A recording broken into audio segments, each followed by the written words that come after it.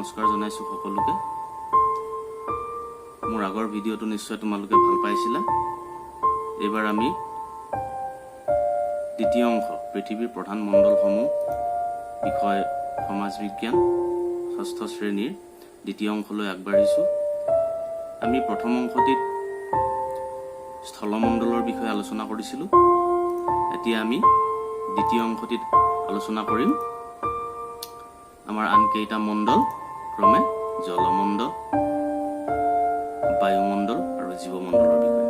আমি প্ৰথম জলমণ্ডলৰ বিষয়ে আলোচনা কৰিম। আমাৰ পৃথিৱীখনৰ প্ৰায় 4 ভাগৰ 3 অংশ মানে 71% পানীৰে আগুৰি আছে। কিমান শতাংশ আছে? পানী 71%, বাকী 29% মাটি আছে। এতিয়া জলমণ্ডল বুলি ক'লে আমি সাগৰ মহাসাগৰ, নদী, হ্ৰদৰ বুৱতী পানী, হিমবাহৰ বৰফ, ভূগৰ্ভত থকা পানী, বায়ুমণ্ডলত থকা জলীয় বাষ্প, এই সকলোবোৰ লগ লাগি যিটো মণ্ডল গঠিত হৈছে তাকে বুজিব। অৰ্থাৎ সাগৰ মহাসাগৰ, নদী, হ্ৰদ বা বুৱতী পানী, হিমবাহৰ বৰফ সকলোবিলাক লগ লাগে য'ত আমি জল পাওঁ বা পানী পাওঁ, সেই মণ্ডলটোকে জলমণ্ডল বুলি কোৱা হয়। আমাৰ পৃথিৱীখনৰ মুঠ জলভাগৰ আকৌ 97% পানী সাগৰ মহাসাগৰতেই আছে। কিন্তু এই পানী ব্যৱহাৰ কৰিব আমি নোৱাৰো, কাৰণ এই পানী বৰ বেছি লুণীয়া। আৰু যিখিনি পানী আমি ব্যৱহাৰ কৰিব পাৰো সেইখিনি আকৌ ভূগৰ্ভৰ পানী, আৰু ভূগৰ্ভৰ পানীৰো মাত্ৰ সামান্য অংশহে আমি ব্যৱহাৰ কৰিব পাৰো। আমি তালিকাখনত দেখিছো সাগৰ মহাসাগৰত আছে আমাৰ 97.2%, হিমবাহ অথবা বৰফ স্তূপ আৰু ভূগৰ্ভৰ পানী আছে আমাৰ 2.7%, আমাৰ নিৰ্মল পানী যিখিনি আমি ব্যৱহাৰ কৰিব পাৰো সেইখিনি আছে মাত্ৰ 0.03%। এতিয়া এই জলমণ্ডলৰ এটা প্ৰধান অংগ হৈছে মহাসাগৰবিলাক। আমাৰ মুঠ মহাসাগৰ 5খন আছে। আমাৰ মুঠ মহাসাগৰ কেইখন আছে? 5খন আছে। প্ৰথমখন হৈছে প্ৰশান্ত মহাসাগৰ। পৃথিৱীৰ ভিতৰত আটাইতকৈ বৃহত্তম আৰু গভীৰতম মানে দ আৰু ডাঙৰ মহাসাগৰ হৈছে প্ৰশান্ত মহাসাগৰ। এই মহাসাগৰতে আমাৰ পৃথিৱীৰ আটাইতকৈ গভীৰ ঠাই মেৰিয়ানা খাট, নামটো হৈছে কি? মেৰিয়ানা খাট। এইটো প্ৰশান্ত মহাসাগৰত আছে। আমাৰ দ্বিতীয় বৃহত্তম মহাসাগৰখন হৈছে আটলান্টিক মহাসাগৰ। এই মহাসাগৰখনৰ আকৃতিটো এছ আকাৰৰ, ইংৰাজী এছ আখৰটোৰ নিচিনা। ইয়াৰ পশ্চিমত উত্তৰ আৰু দক্ষিণ আমেৰিকা আছে,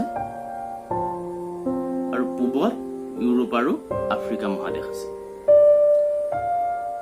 এই মহাসাগৰখনে হৈছে আটাইতকৈ ব্যস্ত মহাসাগৰ, কাৰণ ইয়াৰ কাষবিলাক, দাঁতি কাষৰীয়া অঞ্চলবিলাক, বন্দৰ, পোতাশ্ৰয় এইবিলাকৰ কাৰণে খুব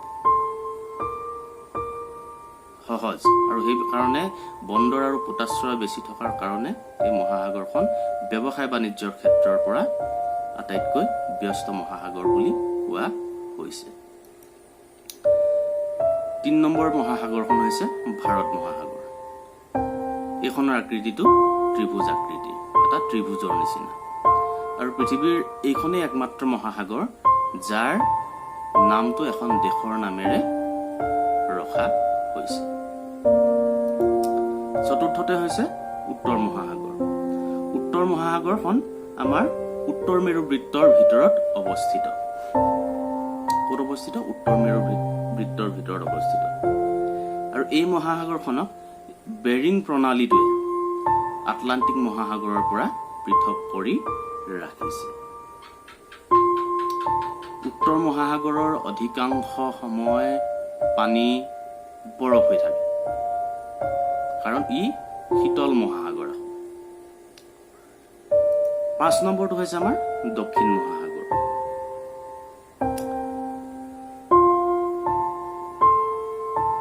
এণ্টাৰ্কটিকা বা কুমেৰী মহাদেশৰ চাৰিওফালে যিখিনি পানী আছে সেইখিনি গোটেইখিনিকে আমি দক্ষিণ মহাসাগৰ বুলি কৈ কৈছো কি বুলি কৈছো আমি এইখিনি দক্ষিণ মহাসাগৰ বুলি কৈছো আসলতে 50 ডিগ্ৰী দক্ষিণ অক্ষাংশৰ দক্ষিণে থকা 50 ডিগ্ৰী দক্ষিণ অক্ষাংশৰ দক্ষিণে থকা প্ৰশান্ত আটলান্টিক আৰু ভাৰত মহাসাগৰৰ পানীভাগ লগ লাগি দক্ষিণ মহাসাগৰ সংগঠিত হৈছে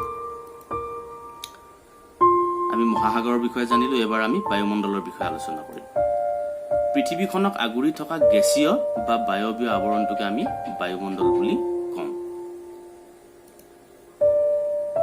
আমি বায়ুমণ্ডলৰ পৰা শ্বাস প্ৰশ্বাসৰ বাবে প্ৰয়োজনীয় যিটো গেছ অক্সিজেন গেছ আমি আহৰণ কৰোঁ বায়ুমণ্ডলে আমাক সূৰ্যৰ ৰশ্মিৰ কুপ্ৰভাৱৰ পৰা ৰক্ষা কৰে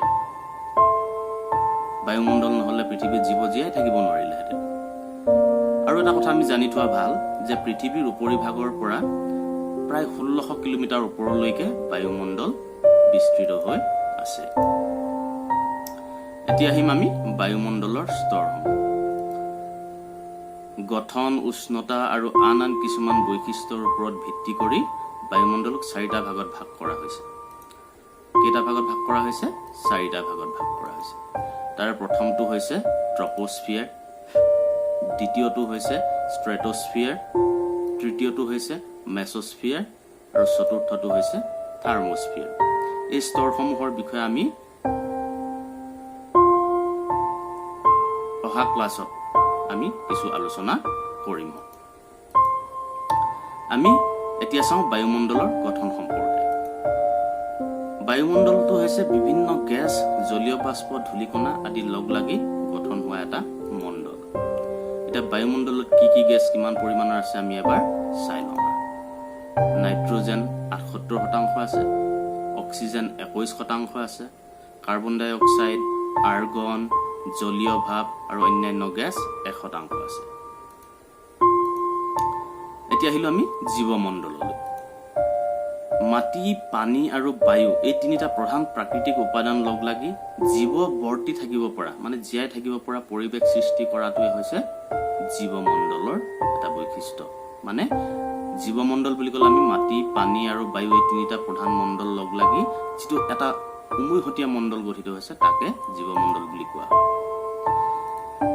এটা জীৱমণ্ডলত আমি কি পাওঁ অতি ক্ষুদ্ৰ অণুজীৱ বেক্টেৰিয়া আদিৰ পৰা আৰম্ভ কৰি বৃহৎ আকাৰ স্তন্যপায়ী প্ৰাণী এই মণ্ডলতে আমি পাওঁ জীৱমণ্ডলক আকৌ দুটা ভাগত ভাগ কৰা হৈছে এটা হৈছে উদ্ভিদ জগত আনটো হৈছে প্ৰাণী জগত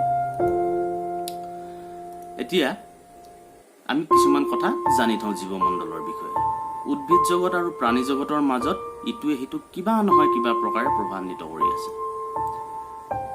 মানুহৰ বিভিন্ন ক্ৰিয়াকলাপ যেনে গছ-গছনি ধ্বংস অপৰিকল্পিতভাৱে ঘৰ দুৱাৰ কল কাৰখানা নদীৰ বান্ধ আদি নিৰ্মাণে বায়ুমণ্ডলৰ এটা উল্লেখযোগ্য উপাদান কাৰ্বন ডাই অক্সাইড গেছৰ পৰিমাণ বৃদ্ধি কৰিছে যাৰ ফলত গোটেই পৃথিৱীতে উত্তাপ বৃদ্ধি পাইছে ইয়াক গোলকীয় উষ্ণতা বৰ্ধন বা গোলকীয় উত্তাপ বৃদ্ধি ইংৰাজীত গ্লোবেল ৱাৰ্মিং বুলি কোৱা হয় এটা কথা আমি মনত ৰখা উচিত যে স্থলমণ্ডল জলমণ্ডল বায়ুমণ্ডল আৰু জীৱমণ্ডলৰ মাজত ভাৰসাম্য ৰক্ষা কৰিবলৈ হলে আমি পৃথিৱীৰ সম্পদসমূহ সুচিন্তিত আৰু সুচাৰুৰূপে পৰিচালিত কৰিব বা ব্যৱহাৰ কৰিব লাগিব এই তিনিটা মণ্ডল এই চাৰিটা মণ্ডল সুস্থিৰ ৰূপে চলিলেহে প্ৰাণী পৃথিৱীখনত জীয়াই থাকিব পাৰিব এতিয়া আমি কেইটামান প্ৰশ্ন চাওঁ প্ৰশ্নবিলাক তোমালোকে ঘৰত কৰিবা